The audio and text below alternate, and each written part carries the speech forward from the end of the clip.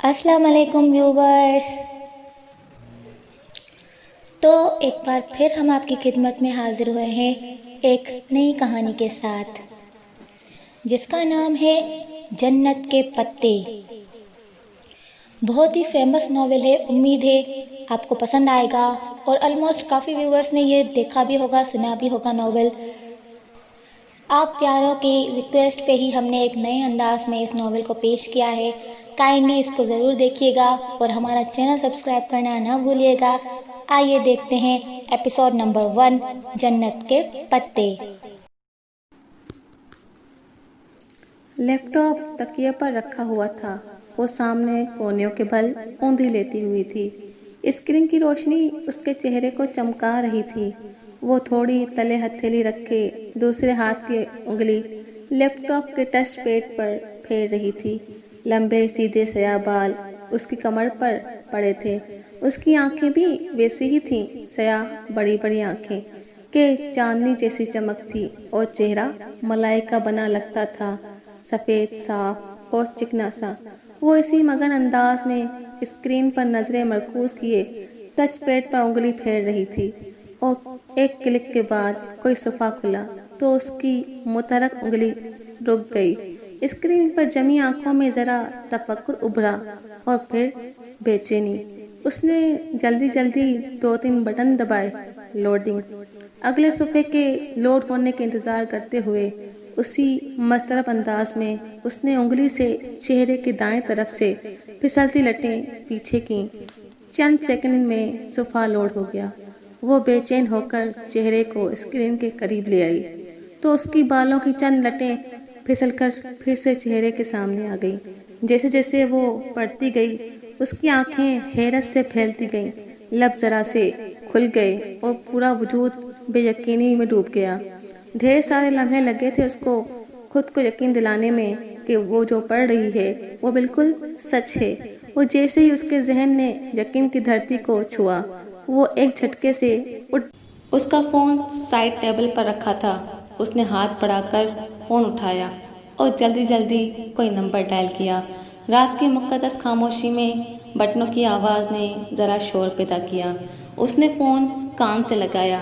दूसरी तरफ बेल जा रही थी। हेलो ज़ारा। शायद राब्ता मिल गया था। तभी वो बेहद शौकी से चहकी, कैसी हो, सो तो नहीं गई थी? दूसरी तरफ उसकी दोस्त कुछ कह रही थी। वो लम्हे भर को सुनने के लिए रुकी और फिर हंस पड़ी। सारी बातें छोड़ो, मेरे पास जो बड़ी खबर है वो सुनो। उसने आदतन अपने बालों की लट को उंगली में लिपटे हुए कहा। तुम यकीन नहीं करोगी, मैं जानती हूँ।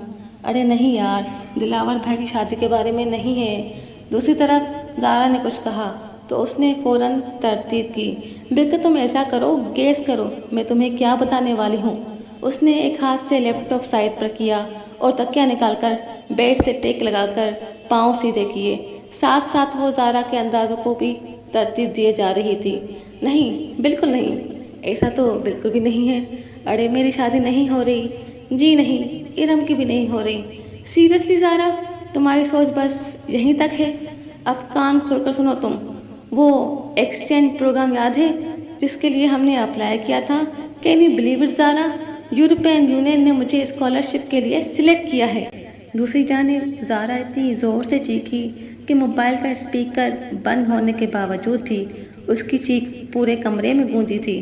बिल्कुल सच कह रही हूँ ज़ारा, अभी 15 मिनट पहले ही मुझे यूनिवर्सिटी से मेल मिली है। और साथ ही पर लैपटॉप का रुख अपनी तरफ मोड़कर दोबारा गौर से स्क्रीन को देखा जहाँ 15 मिनट पहले ही सिलेक्शन की मेल आई थी। तुम भी फ़ौरन चेक करो, तुमने भी अप्लाई किया था, तुम्हें भी मेल आई होगी। वो फ़ोन एक हाथ में पकड़कर दूसरे हाथ से लैपटॉप ऑफ कर रही थी। लैपटॉप की स्क्रीन पर अंधेरा हुआ तो उसने हाथ बढ़ाकर स्क्रीन को बंद किया और साइड टेबल पर रख दिया। यहाँ मैंने सबांजी को नेट पर देखा। बहुत ही खूबसूरत यूनिवर्सिटी है। मगर वो थोड़ी देर के लिए खामोश हो गई। दूसरी तरफ से बहुत इसरार करने के बाद वो बोली, बस एक छोटा सा मसला है, हम अपनी फैमिलीज़ को इसके बारे में नहीं बताएंगे। धीमी आवाज़ में बोलते हुए उसने बंद दरवाजे को देखा। दरअसल संभाजी में लड़कियों के हेड स्कार्फ पर पाबंदी है ادھر سر ڈھکنا منع ہے۔ گھر والوں کو بتا کر انہیں پریشان کرنے کے بجائے ہم اس بات کو گول کر جائیں گے۔ ویسے بھی ہم دونوں ہی اسکارف نہیں لیتی۔ اس پل کھڑکی کے باہر کچھ کھڑکا تھا۔ وہ چونک کر دیکھنے لگی۔ کھڑکیوں کے آگے بھاری پردے گرے ہوئے تھے، البتہ پیچھے جالیاں لگی ہوئی تھیں۔ شاید اس کا وہم تھا۔ وہ سر جھٹک کر فون کی طرف متوجہ ہو گئی۔ ابا نے مجھے کبھی اسکارف لینے یا سر ڈھکنے پر مجبور نہیں کیا۔ ہاں، ارم گھر کے باہر اسکارف لیتی ہے۔ اس کے ابو تایا فرقان کچھ سخت ہے نا۔ پھر وہ بیڈ سے ٹیک لگائے ہوئے بولی، پرمیشن کا تو کوئی مسئلہ ہی نہیں۔ ابا اسپین جانے کی اجازت نہ دیتے، مگر ترکی میں سبین پھپھو رہتی ہیں تو وہ مان گئے تھے۔ ویسے بھی انہیں اپنی بیٹی پر پورا بھروسہ ہے۔ پھر وہ چند لمحے اپنی دوست کی باتیں سنتی رہی۔ زارا خاموش ہوئی تو اس نے پھر نفی میں سر ہلایا۔ کل نہیں، دلاور بھائی کی مہندی ہے کل، تم آ رہی ہو نا؟ اور ہاں، میں اور ارم لہنگا پہن رہے ہیں۔ ساری کزنس بہت ایکسائٹڈ ہیں۔ خاندان کی پہلی شادی ہے نا۔ اوکے، اب تم جا کر میل چیک کرو، میں بھی سوتی ہوں، رات بہت ہو گئی ہے۔ الوداعی کلمات بولنے کے بعد اس نے فون تکیے پر اچھال دیا، پھر جانے کے لیے اٹھ کھڑی ہوئی۔ باہر لاؤنج خاموشی میں ڈوبا ہوا تھا۔ حیا نے آہستہ سے اپنے کمرے کا دروازہ بند کیا، ننگے پاؤں چلتے لاؤنج سے کچن میں آئی۔ سیاہ قمیض اور کھلے ٹراؤزر میں اس کا قد اور بھی دراز لگ رہا تھا۔ کچن میں اندھیرا پھیلا ہوا تھا۔ وہ دروازے پر رکی اور ہاتھ بڑھا کر کچن کی لائٹ جلائی۔ ساری بتیاں جل گئیں۔ اس نے آگے بڑھ کر فریج کا دروازہ کھولا اور پانی کی بوتل نکالنے کے لیے جھکی۔ جھکنے سے بال پھسل کر سامنے آ گئے۔ حیا نے نرمی سے ان کو پیچھے ہٹا پانی کی بوتل لے کر سیدھی ہوئی۔ کارنر پہ رکھا ہوا گلاس اٹھایا، اس میں پانی ڈالا، پھر اس کی نگاہ کارنر پہ رکھے ہوئے سفید چیز پر پڑی۔ وہ جیسے چونک اٹھی، وہیں بوتل رکھ کر آگے آئی۔ وہ سفید گلابوں کا بوکے تھا، ساتھ میں ایک سفید لفافہ بھی تھا۔ حیا نے گلدستہ اٹھایا اور پاس لا کر آنکھیں موندیں۔ اس کو سونگھا، دل فریب تازگی بھری مہک اس میں اتر گئی۔ پھول بالکل تازہ تھے، جیسے ابھی توڑے گئے ہوں۔ نہ جانے کون یہاں رکھ کے گیا۔ اس نے بند لفافہ اٹھایا اور پلٹ کر دیکھا۔ اس کے پتے والی جگہ پر حیا سلیمان لکھا ہوا تھا۔ بھیجنے والے کا کوئی پتہ نہیں لکھا تھا، بس کوریئر کی ٹکٹ لگی ہوئی تھی اور ٹکٹ پر ایک روز قبل کی تاریخ لکھی ہوئی تھی۔ اس کو تو کبھی کسی نے پھول نہیں بھیجے۔ یہ کیا معاملہ تھا؟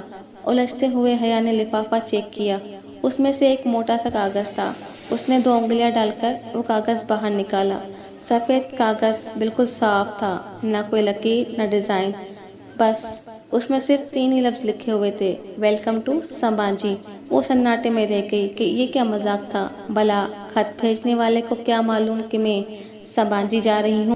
خط پر تو ایک روز قبل کی تاریخ لکھی ہوئی تھی، جبکہ میل تو ابھی 15 منٹ پہلے ملی۔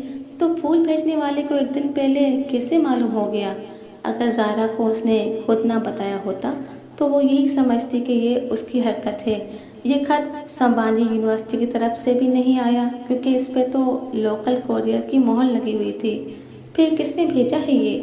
وہ پانی کا گلاس وہیں سلیب پر رکھ کر بوکے اٹھا کر سوچتی ہوئی اپنے کمرے کی طرف آئی۔ اس نے ابھی لاک میں چابی گھمائی ہی تھی کہ گیٹ سے زارا آتی دکھائی دی۔ حیا، مجھے تو کوئی میل نہیں آئی۔ زارا نے دروازے کو دھکا دیا اور اندر آ گئی۔ اس کے چہرے پر اداسی تھی۔ کوئی بات نہیں، 1-2 دن میں آ جائے گی، فکر مت کرو، ہم نے ایک ساتھ ہی اپلائی کیا تھا، مجھے آ گیا ہے تو تمہیں بھی آ جائے گی۔ مگر اسکالرشپ کوآرڈینیٹر کی آفس کے باہر جو لسٹ تھی اس میں میرا نام نہیں ہے، صرف تمہارا ہے اور ہمارے ڈپارٹمنٹ میں سے اور انوائرمنٹل سائنس کے ڈپارٹمنٹ میں سے صرف ایک لڑکی ختیجہ کا نام ہے۔ مجھے لگتا ہے میرا سلیکشن ہی نہیں ہوا۔ اوہ، اس واقعے پر افسوس ہوا تھا۔ اس کی زارا سے اب بات ہو رہی تھی۔ خیر، تم کہہ رہی تھی؟ ہاں، مارکیٹ ارم کے ساتھ کل دلاور بھائی کی مہندی کا فنکشن ہے اور لہنگے کے ساتھ ہائی ہیلز گم ہو گئی ہیں، شاید کام والے اٹھا کر لے گئی۔ اب نئے جوتے خریدنے پڑیں گے۔ تم چلو گی ساتھ؟ وہ گاڑی پہ کونے ٹیکاتے ہوئے، وہ ہلکی آسمانی لمبی قمیض اور تنگ چوڑی دار پاجامے میں ملبوس تھی۔ قمیض کا دامن گھٹنوں سے ذرا اوپر تھا दुपट्टा गले में था और बाल कमर पर खुले थे। हाँ चलो जल्दी निकलते हैं। ज़ारा फौरी तैयार हो गई और फ्रंट सीट पर बैठ गई। इरम को भी लेना है, हया ने बैठकर कहा। वैसे तुम्हारे शख्स से ताया इरम को तुम्हारे साथ जाने की इजाज़त दे देते हैं। इरम इन दोनों से जूनियर थी और उसका डिपार्टमेंट भी दूसरा था, तो ज़ारा से उसकी ज़्यादा मुलाकात नहीं थी। उनकी सख्ती सिर्फ स्कार्फ तक है, ऐसे वैसे नहीं है वो कार बाहर गेट पर ले आई। इरम का घर हया के हमसाये में था। दोनों घरों के दरमियान दीवार में आना जाने का रास्ता भी था, लेकिन जब भी इरम को पिक करना होता था तो वो उसके गेट पर हॉर्न किया करती थी। अब भी जोर से हॉर्न किया तो चंद लम्हों में इरम बाहर आ गई। मेहंदी कलर की लंबी कमीज, ट्राउजर और हमरंग दुपट्टा सीने पर फैलाए और चेहरे पर मेहंदी कलर का स्कार्फ लिपटे, वो तकरीबन भागती हुई पिछली सीट के दरवाजे पर आई। हेलो हया। हेलो ज़ारा। वो चहकती हुई आकर बैठी और दरवाज़ा बंद किया। हया के साथ आउटिंग के प्रोग्राम पर वो यूं ही खुश हुआ करती थी। कैसी हो इरम, तुमसे तो अब मुलाकात ही नहीं होती। उसने रुख मोड़कर उसको देखा। आपका डिपार्टमेंट बहुत दूर पड़ता है तभी। और हाँ, हया बता रही थी कि आप लोग का तुर्की में सिलेक्शन हो गई है।